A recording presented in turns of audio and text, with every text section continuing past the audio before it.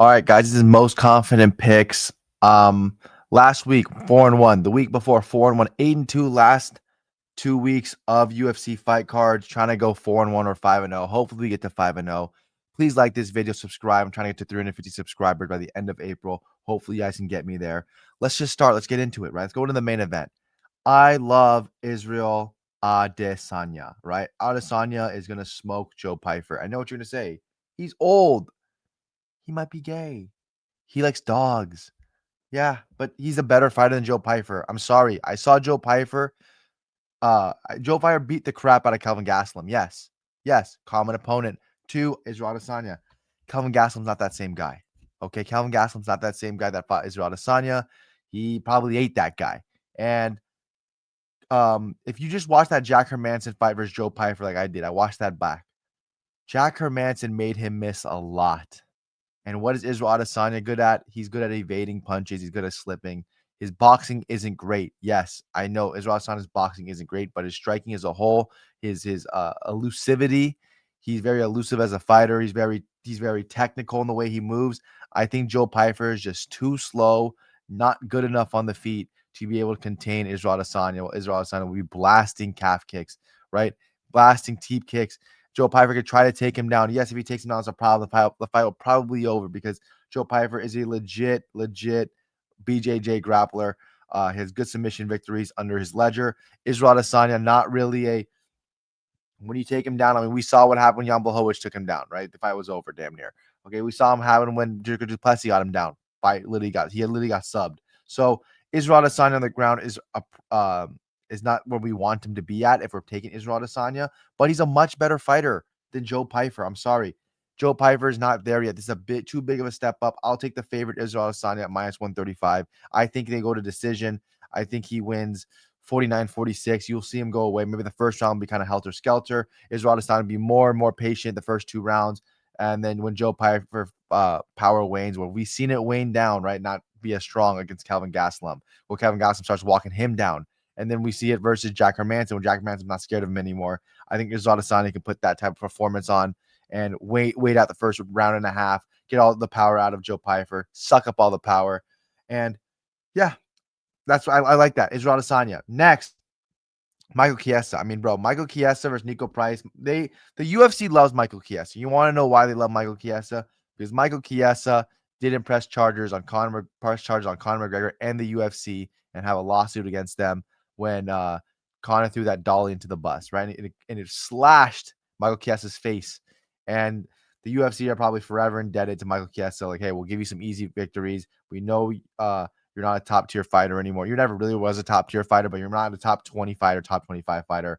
We want to keep you on the roster. We'll give you a desk job. We'll give you easy opponents like Nico Price. Here you go. We gave you Tony Ferguson before.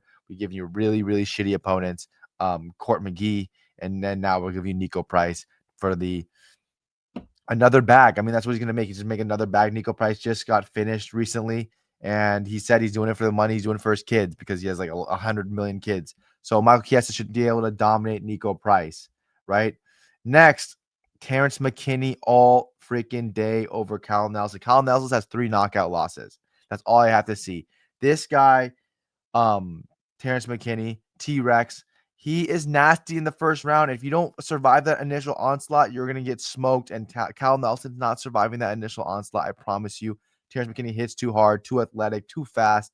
Kyle Nelson is a very stiff fighter. He's just going to be there to eat the punches. First round KO, minute and a half finish, right? Terrence McKinney's going to beat him. And then if he doesn't finish the minute and a half, then you know Terrence McKinney's probably going to lose. But I am banking on Terrence McKinney finishing him in that minute and a half, first 2 minutes of the fight, right? Next, underdog. I'll give you an underdog. Tufik Musayev is going to beat Ignacio Bahamondes. Ignacio Bahamondes, he doesn't grapple. Even though he has 2 submission wins on his ledger, right? He submitted Jalen Turner, and then he submitted somebody else in his UFC, and I think his second fight in the UFC, but I don't remember the name. But he's not a wrestler. He trains with Bilal Muhammad, but he's not a wrestler. And Tofik Musayev, he showed that he has grappling weaknesses against Amiktabek Olobai in his last fight. But he came from Bellator, fought Shabli, even though he got KO'd there. but he's fought good opponents in Bellator, fought Sydney Outlaw. He's a good fighter, Musayev. He has very, very good striking. He hits really, really hard. He hits like a truck. And this is like a better Rafael Fiziev in striking, Musayev. I'm not kidding. That's how good Musayev is at striking. And if it's just a clean striking battle, where Muhammad is not trying to initiate takedowns or even take down Musayev's going to finish him. He's going to finish him. He's going to smoke him. I mean, that's just what's going to happen. Probably first round or second round is going to be a masterclass performance by Musayev if this fight doesn't go taken to the ground. I'll take Tafik Musayev at plus 235 to get this win over Ignacio Bahamondes. Next and last, I have to go big. I know it's not sexy, but Navajo Sterling's going to beat Bruno Lopez. I'm sorry. I mean, this is just free dollars. Navajo Sterling's actually a very, very capable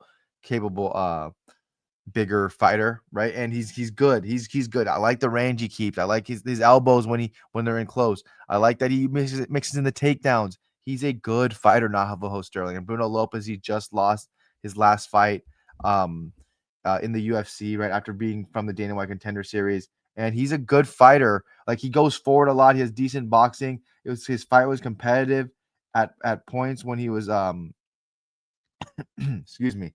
But then he ended up getting KO'd. He got slumped really badly in the light and heavyweight division. So I think that Navajo Sterling is going to finish him. No, probably not finish. Probably decision. But yeah, but Bruno Lopez, I mean, lost to Dustin Jacoby, got absolutely slept by Dustin Jacoby. Navajo Sterling, is he as good as a striker as Dustin Jacoby? Probably not right now, but again, I think he's good enough to beat Bruno Lopez and keep Bruno Lopez at bay, even though Bruno Lopez is pretty good as well. I'll take minus 600 Navajo Sterling. So again, Israel Adesanya is going to beat Joe Pyfer, I think, via decision. Michael Chiesa, submission over Nico Price. Terrence McKinney, KO versus Cal Nelson. Tafik Musayev, KO versus Ignacio Bahamondes. And Navajo Sterling probably go decision against Bruno Lopez. Hopefully you guys enjoyed this. Like and subscribe to my channel. I'm a little bit sick. I'm sorry, guys. Hopefully you guys enjoyed this. Thank you.